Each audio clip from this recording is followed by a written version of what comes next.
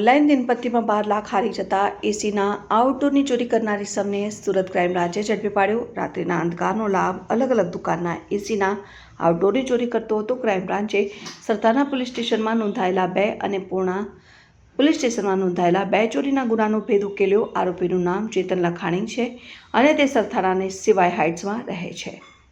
આરોપીની પૂછપરછમાં સામે આવ્યું કે 1.5 વર્ષથી તે મોબાઈલમાં ઓનલાઈન દિનપત્રી ગેમ રમતો હતો અને ગેમ રમવામાં ઓનલાઈન 12 લાખ રૂપિયા તે હારી ગયો હતો।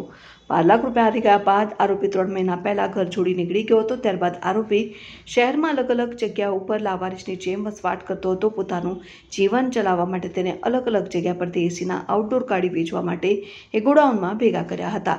જોકે આ બાબતે ફરિયાદ નોંધાતા પોલીસે એસીના 10 આઉટડોર સાથે આરોપી ચેતન લખાણીની ધરપકડ કરી છે। Reporter Bhargav Barfiwala, news 7 India, Surat.